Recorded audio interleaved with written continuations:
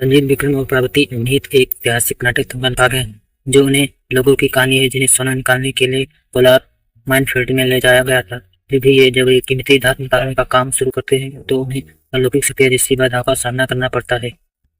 थंगलान एक मेहनती पिता थे जिनके पास अपने गांव भरतपुर के अन्य लोगों के विपरीत जमीन का एक टुकड़ा था। उनके परिवार में उनकी पत्नी तंगमा और उनके 4 बच्चे शामिल थे। थंगलान ने वर्तमान जमींदारों के बारे में कहकर बात की कि वे खेत के असली मालिक नहीं है, क्योंकि उन्होंने 23 साल पहले पुराने राजाओं द्वारा इसे छीनकर इस पर दावा किया था। थंगलान और ग्रामीणों के साथ समान व्यवहार नहीं किया जाता था।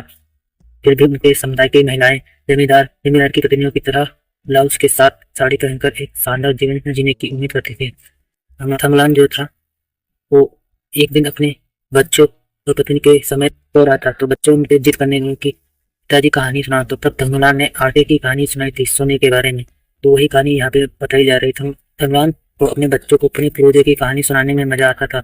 उन्होंने अपने परदादा कदाइया की कहानी दोहराई, जिन्हें अपने तत्कालीन राजा ने नदी से सोना निकालने के आरोप में पकड़ लिया था। राजा के साथ सोने से बनी एक बड़ी चट्टान देखी।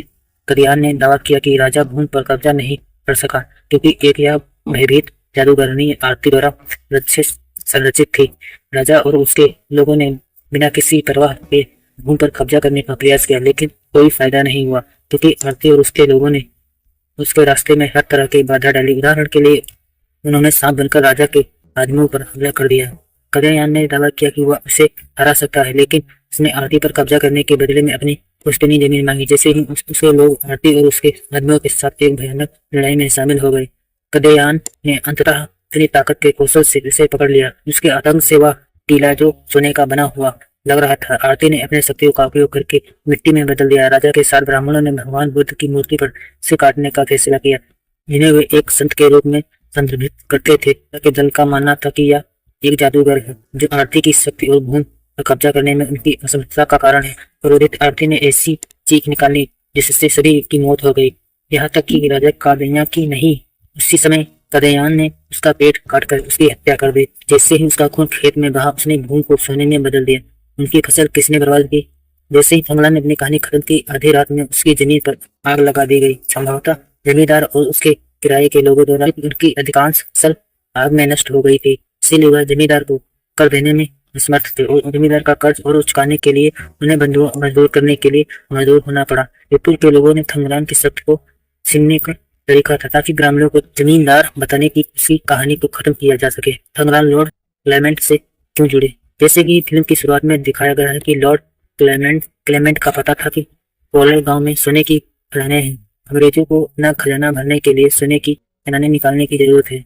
उन्होंने स्थानीय राजाओं से सीखा था कि वह क्षेत्र मानव कब्जे के लिए असुरक्षित है, क्योंकि कई लोग गायब हो गए थे। एक दृढ़ लॉर्ड क्लेमेंट अपने बेटे और एक धर्मनिष्ठ ईसाई सहयोगी के साथ कुछ लोगों को सोने से भंडार का पता लगाने के लिए भरतपुर गए और उन्हें भोजन का आश्रय और कोई सोना मिला तो 1% देने का वादा किया।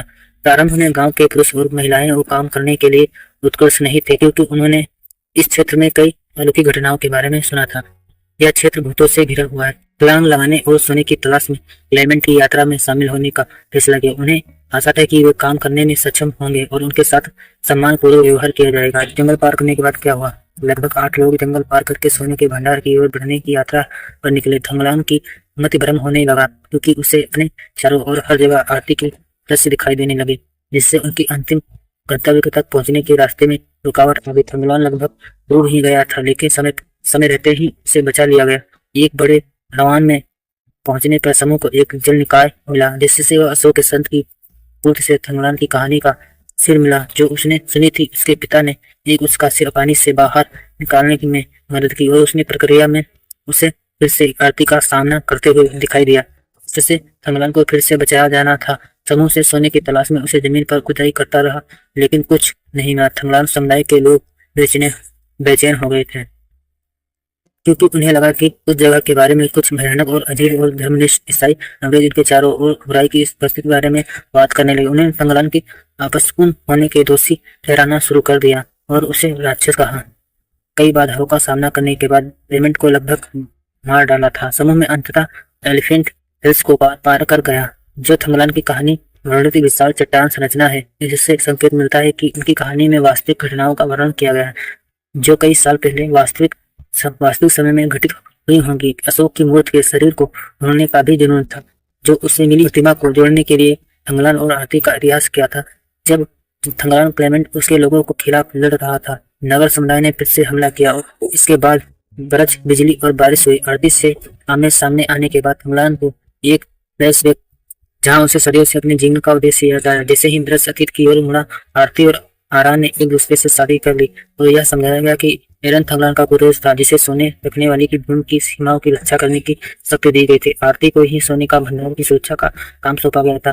कहानी के अनुसार एरन सीमाओं की रक्षा नहीं कर सका और प्रतिद्वंदी राजाओं से हार गया। अपने बाद के जन्मों में उनका जन्म पीड़ित समुदायों में हुआ था, जिन्हें राजाओं और उच्च जाति के अन्य लोगों द्वारा निर्धारित आदेशों के अनुसार एक निश्चित तरीके से जीने के लिए मजबूर किया गया था, जिसमें उनकी कहानी में थंगलान के परदादा कदयान भी शामिल थे। जमीन केवल कोलार के लोगों की थी। लोगों को यह याद दिलाना था कि थंगलान और आरती के समुदाय को सदियों से शोषण और उत्पीड़न किया गया था, क्योंकि सोना उनकी जमीन पर पाया गया था। ऊंची जात के लोग इसे पाने के लिए अपनी फौज में किसी भी शक्ति का उपयोग करेंगे और अपने से नीचे की जात के लोगों को बिना किसी मुआवजे के इस पर काम करने के लिए मजबूर करते रहेंगे। यह करते हुए वो सदियों और पीढ़ियों से उनके समुदाय के प्रत्येक व्यक्ति को इससे बड़ा कुछ नहीं मिला था। त्रिकोणीय चक्र से बाहर निकलने के लिए नागर समुदाय ने सोने के भंडार को छोड़ने से इनकार कर दिया था, जिससे उनका और उनके लोगों का उत्थान हो सके। उन्हें अपने बच्चों को शिक्षित करने के लिए इसकी आवश्यकता थी, जबकि उत्पीड़क इससे अपना खजाना भरने और अमीर बनने के लिए चाहते थे। क्या आरती थंगलान को सोना ढूंढने में मदद की? जैसे ही थंगलान जागा, उसने अपनी निष्ठा बदल ली और क्योंकि अतीत के दृश्य में उसे एक परिप्रेक्ष्य दिख दिया गया, खलनायक कौन था और नायक कौन था। आरती केवल अपने लोगों की रक्षा कर रही थी और वह थंगलान को आक्रमणकारियों को दूर करने के लिए, सीमाओं की रक्षा करने, अपने कर्तव्यों को याद दिलाने के लिए एक दृष्टि के रूप में प्रकट हो रही थी। जैसे ही क्लेमेंट और थंगलान के बीच लड़ाई शुरू हुई, पुरानी कहानी के अनुसार अंग्रेजों ने आरती का पेट काट लिया और इस उम्मीद में कि उसका खून जमीन को सोने में बदल देगा तथा उस सोने की हर आखिरी बूंद। क्लेमेंट यहाँ खलनायक था, थंगलान की कहानी राजा के अवतार। उन्होंने अब कभी भी थंगलान और उनके लोगों के साथ मुनाफा साझा करने का इरादा नहीं किया था, क्योंकि उनका काम ब्रिटिश सरकार के लिए धन लाना था। थंगलान अंततः उसे क्लेमेंट को मार डाला और इस बार उसके गांव को आरती ने बचा लिया, क्योंकि उसे अंततः अपनी नीयत के साथ समझौता करना पड़ा। क्लेमेंट की मृत्यु के साथ थंगलान को उस पर गड्ढे तक जाने की अनुमति दी गई, जिसमें वे कुछ समय पहले सोना पाने के लिए गिरे थे। इस बार आरती द्वारा कोई जादू नहीं किया गया था, क्योंकि थंगलान को आखिरकार जमीन के नीचे असली सोना छूने का मौका मिल गया। जैसे ही वह सोने से पैदा हुआ आया, उसे एहसास हुआ कि यह कीमती धात केवल उसके और उसके समुदाय के लिए थी। उन्हें किसी और से ज्यादा इसकी जरूरत थी। आरती थंगलान को अपने शक्ति के बारे में एक संतुष्ट थी। तो दोस्तों, मूवी का यहीं पे अंत हो जाता है। अगर आपको ये वीडियो पसंद आया है तो वीडियो को शेयर जरूर कर देना और वीडियो को लाइक करके चैनल को सब्सक्राइब कर लेना। और भी ऐसे ही मूवी के एक्सप्लेन चाहते हो तो हमें कमेंट करके जरूर बताना, और किस पे आप एक्सप्लेन चाहते हो मैं उस पर बना दूंगा, आप कमेंट करके हमें बताना।